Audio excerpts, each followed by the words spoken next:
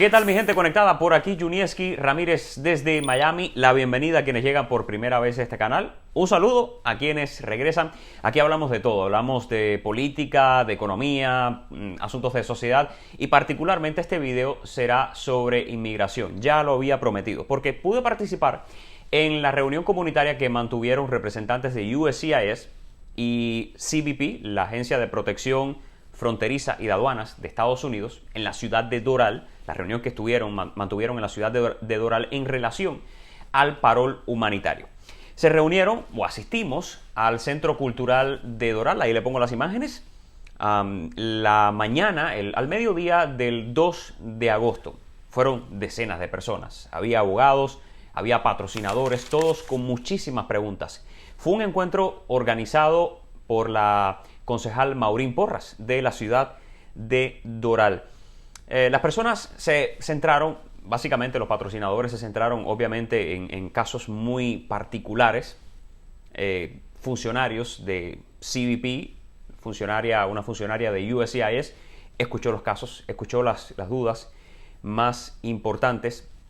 En sentido general, la información más reveladora, las declaraciones más reveladoras de este video las llegan por parte de oficiales, de agentes de la patrulla de fronteras, de la agencia de la División de Protección de Fronteras y Aduanas en el Aeropuerto Internacional de Miami. Fueron 8 oficiales, participaron 8 oficiales en esta conversación. De los que realizan su trabajo son los oficiales vestidos de azul que cuando llegamos al aeropuerto desde otro país son los primeros que nos reciben, nos piden el pasaporte.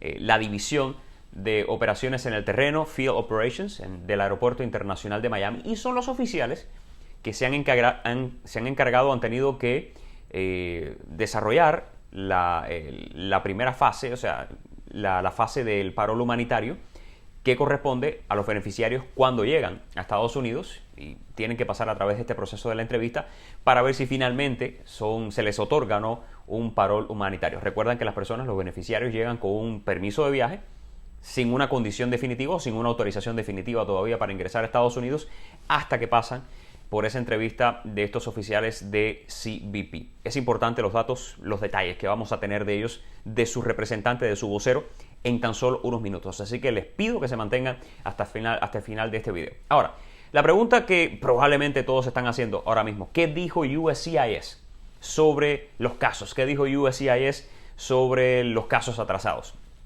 Este es el asunto. Yo intenté preguntarle 2 veces, intenté hablar con la representante de USCIS, declinó ofrecer una entrevista en televisión. El martes me había comunicado con la agencia, le había dicho: tenemos la intención de entrevistar a su representante, a la oficial de Relaciones Públicas de la agencia, para que nos explique tales puntos.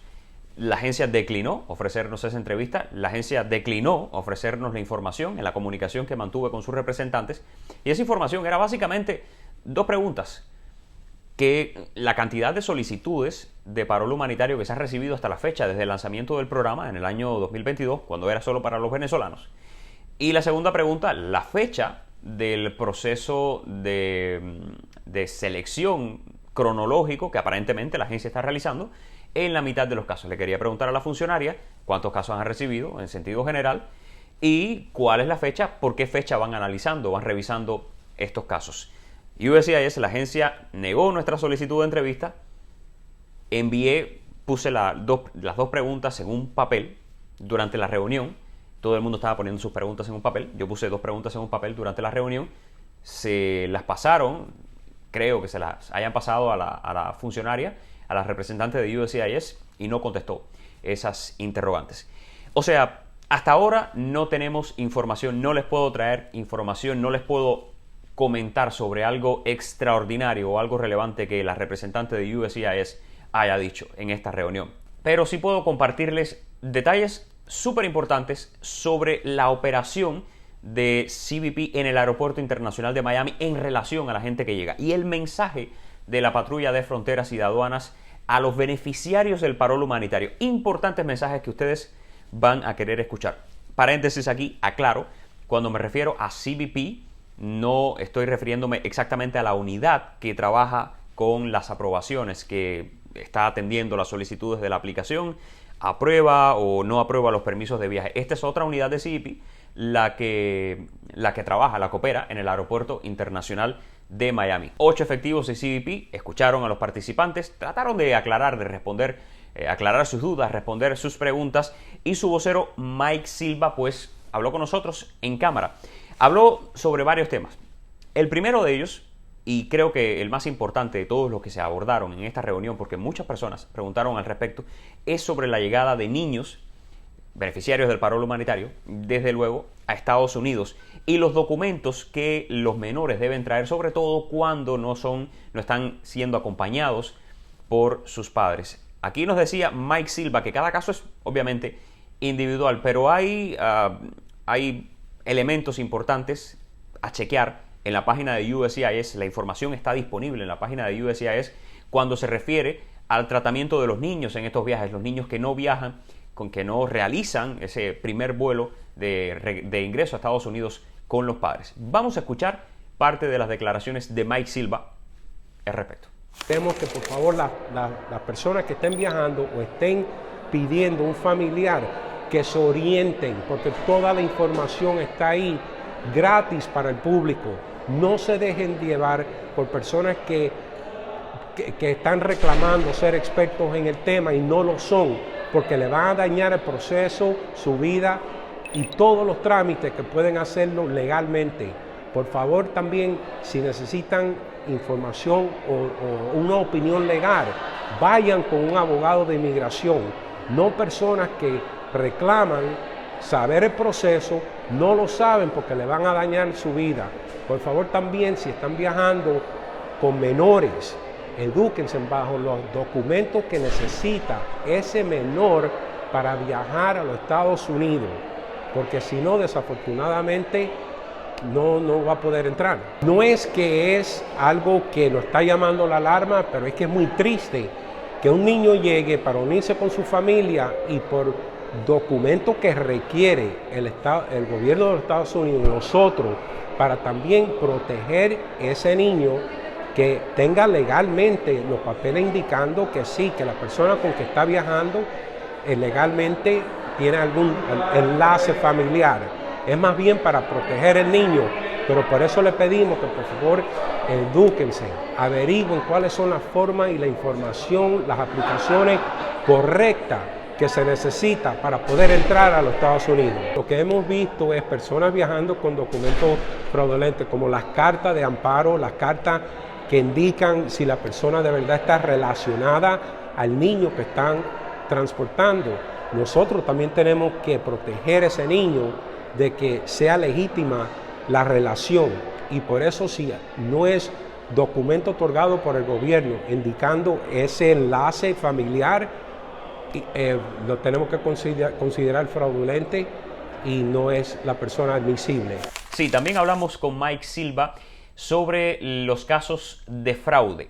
No son una mayoría, no son una realidad preocupante por el momento, me dice Silva, pero su reincidencia lleva a las autoridades a emitir un mensaje de alerta, que la desesperación no haga que los migrantes acudan a atajos, a caminos verdes. La única entidad autorizada, encargada para emitir permisos de viaje es Customs and Border Protection, CBP, a través de su aplicación CBP One.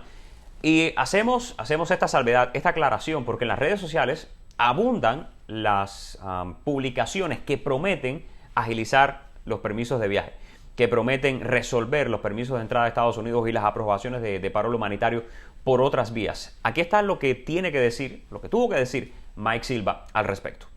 Sí hemos visto personas que han tratado de entrar a los Estados Unidos obteniendo o estando en custodia de aplicaciones o documentos falsos. Por favor, hay un proceso legal para poder aplicar para estos procesos. Puede ser que se dejaron engañar por una persona que dice que le va a otorgar unos papeles, documentos legales, y no lo son. Mucho ojo con las estafas que existen, porque sí hemos visto casos muy tristes de que la persona llega con documentos y son falsos.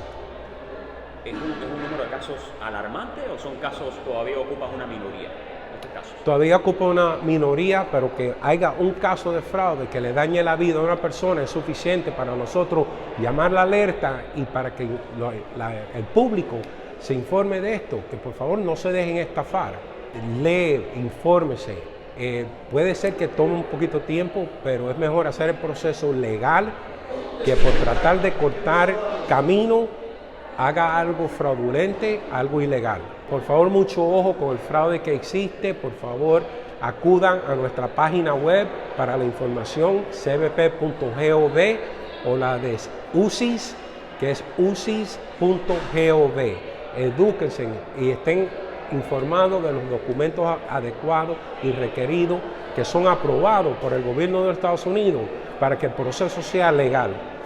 Para los viajeros, para aquellos que ya tienen los permisos de ingreso a Estados Unidos aprobados, esta información es importante también.